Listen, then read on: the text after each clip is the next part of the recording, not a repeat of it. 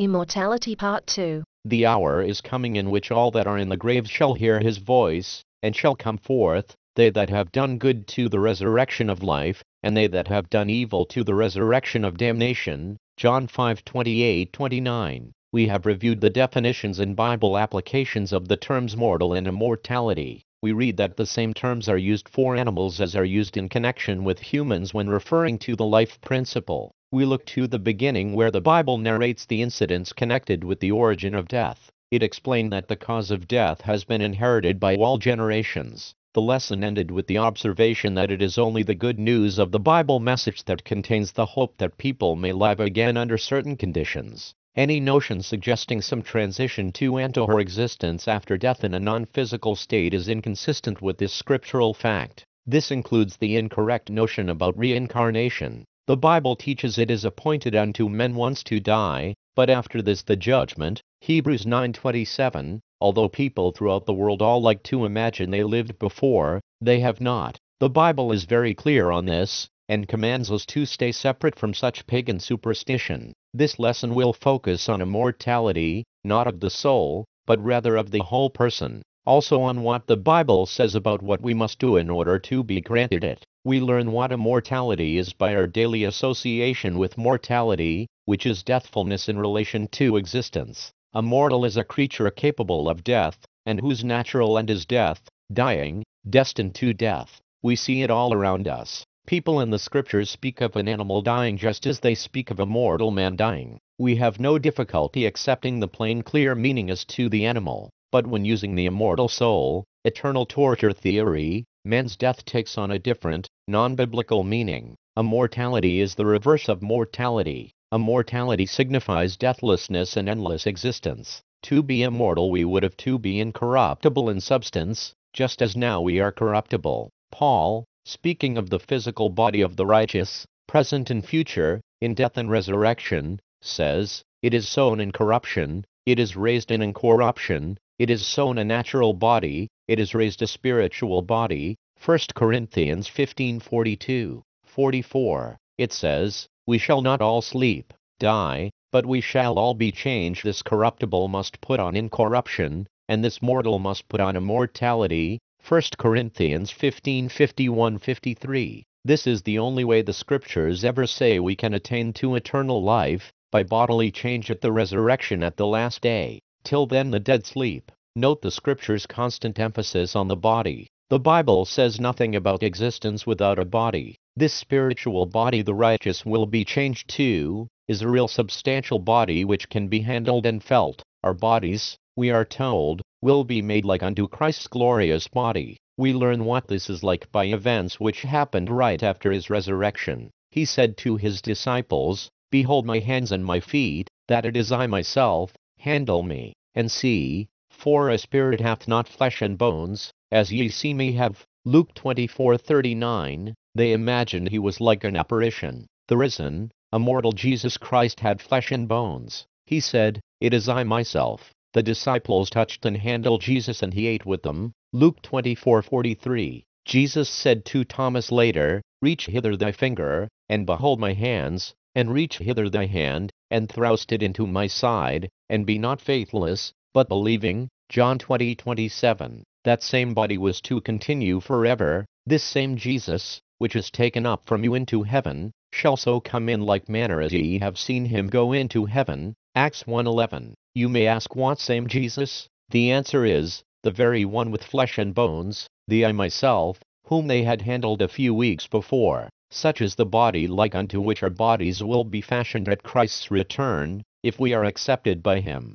Animal, or natural, bodies are sustained by the blood coursing through their veins. The life of all flesh is in the blood thereof. Leviticus 17:14. Not, we note, in some imaginary, abstract, immortal spark that is just using the body. Present animal life is not inherent and self-sustaining. It depends on all the continuing, uninterrupted, orderly functions of this animal system, breathing, digestion, blood circulation, etc. And is at the total mercy of the environment, heat, cold, pressure, lack of air, poison, disease, violence, accident. All these can destroy it, and it is inherently, of itself, steadily tending to death. The cleverest doctor cannot cure this condition, he may merely postpone briefly death's victory. Jesus is the only true doctor who can heal eternally. He offers resurrection to a spirit-body existence, independent of environment, and free from any possibility of accident, dissolution,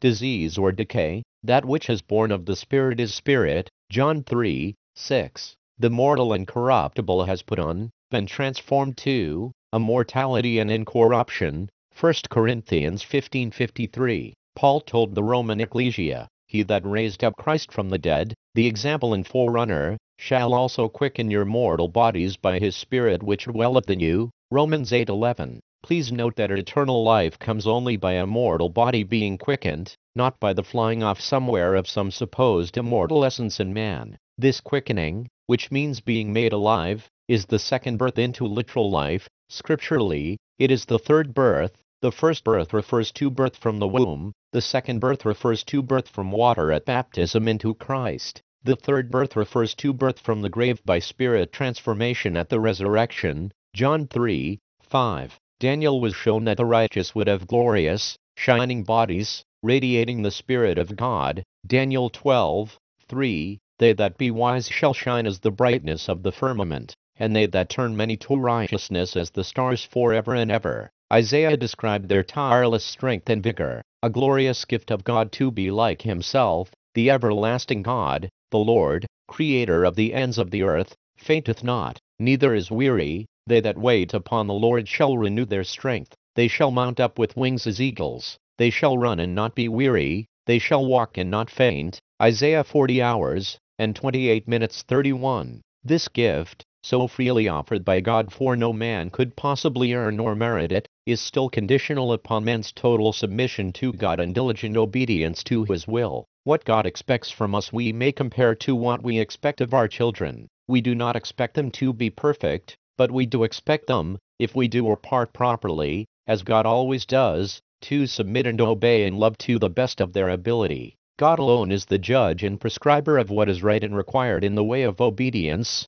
as we have seen in the Bible, to them, and to them only, who by patient continuance in well-doing seek for immortality, God will render eternal life. Romans 2:7. Patient continuance is the key, a steady, consistent course in the right spirit. He that doeth God's will shall enter into the kingdom. Matthew 7:21. He that overcometh shall eat of the tree of life. Revelation 2:7. They that do his commandments shall have right to the tree of life. Revelation 22:14. Eternal salvation unto all them that obey him. Hebrews 5:9. If thou wilt enter into life, keep the commandments. Matthew 19:17. These passages and many others like them show only certain people, who follow a specific course of life, will be given immortality. Note that, unfortunately, this goes contrary to the flesh-pleasing theory, termed universalism, that all at last will be forced to be saved, in spite of themselves. God desires love and free will obedience. As we have seen, the principle of free will is at the very root of God's purpose with his creation. In direct connection with those who will be saved, the scriptures speak of those who will be destroyed. The next verse in Rom 2, for example, says of the same final day of wrath in Revelation, "But to them who do not obey the truth, God will render indignation and wrath, tribulation and anguish, on every soul of man that doeth evil." Contrary to universalism, the Bible's message is that only a few will be saved. Strait is the gate, and narrow is the way, which leadeth unto life, and few there be that find it. Matthew 7:14. Consider this along with this next quotation, "Cast him into outer darkness. Many are called, but few chosen." Matthew 22:13. There is no everlasting tormenting punishment. Universalism is a gross over-exaltation of the importance of man, and it is an understandable, humane revulsion against the dreadful orthodox theory of hopeless, purposeless, never-ending torture for the great bulk of mankind. God's purpose, as revealed by the Scriptures, is not to perpetuate forever every human being that ever lived. God's plan is the development of a select, spiritually minded, heavenly charactered family for God's glory and name. The world's vast and teeming passing populations are merely incidental to that plan. God graciously invites all, but he forces none. Let not dust and ashes animal man exaggerate his fictitious importance. God is taking out of the nations a people for his name, Acts 15:14. Jesus clearly stated the two final destinies of people. The hour is coming in which all that are in the grave shall hear his voice and shall come forth, they that have done good unto the resurrection of life, and they that have done evil unto the resurrection of damnation. John 5:28-29. Two people who are indoctrinated by the theories of the religious establishment. Damnation inescapably carries the picture of eternal hell flames, but it simply means condemnation, rejection, judgment against, and the judgment is total destruction, punished with everlasting destruction. 2 Thessalonians 1:9. Some again argue that if it is destruction, then it is not punishment, that one must be conscious to be punished. That is incorrect. Have they never heard of capital punishment? Deprivation of life, especially where perfect, endless life is at issue, is the supreme and ultimate punishment. It completely rids God's beautiful universe of the wicked without leaving billions screaming hopelessly in some hell to all eternity. Any who believes in eternal hell tortures is no fit material for the family of a loving God. God is just and stern, but he is not a fiend, as the superstitions of Christendom make him to be. He is truly, to the wicked, a consuming fire, Hebrews 12:29, but, remember, it is a consuming fire, not an ever-torturing one. He that soweth to his flesh shall of the flesh reap corruption, Galatians 6:8, which ends in the triumph of death. The wicked are finally overcome and swallowed up by the second death. Being of no use in God's economy, they are put out of the way, where the wicked cease from troubling, Job 3:17. Most will remain dead, not to be judged ever. Beside the accepted and the condemned, a third class of people are those who never knew the will of God, never having seen the light of his word. These will not be saved, as is commonly supposed. If such were saved, it would be wiser to remain in darkness. Knowledge would merely endanger their salvation. Preaching the gospel would be the height of cruelty. If ignorance assures salvation, Catholicism is more logical than Protestantism in this respect, for it has its limbo for problem cases. But both are wrong. The Bible reveals that, as many as have sinned without law shall also perish without law, Romans 2:12, perfectly just, perfectly reasonable, no obedience or disobedience, therefore no reward or punishment. In God's plan, all those without knowledge of his law are not responsible to his law. Resurrection does not take place in their case. As Isaiah says, speaking of the heathen who had afflicted Israel, they are dead, they shall not live. They are deceased, they shall not rise. Thou hast visited and destroyed them, and made all their memory to perish. Isaiah 26 hours, and 14 minutes. And of the same class, Jeremiah says, they shall sleep a perpetual sleep, and not awake. Jeremiah 51 hours, and 39 minutes. The man that wandereth out of the way of understanding shall remain in the congregation of the dead. Proverbs 21:16. Man that is in honor and understandeth not is like the beasts that perish. Psalm 49 hours, and 20 minutes. Does perish here, applied to beasts, mean eternal life and torture? Who would say so? If not, neither can it mean that for man, who is like them, alienated,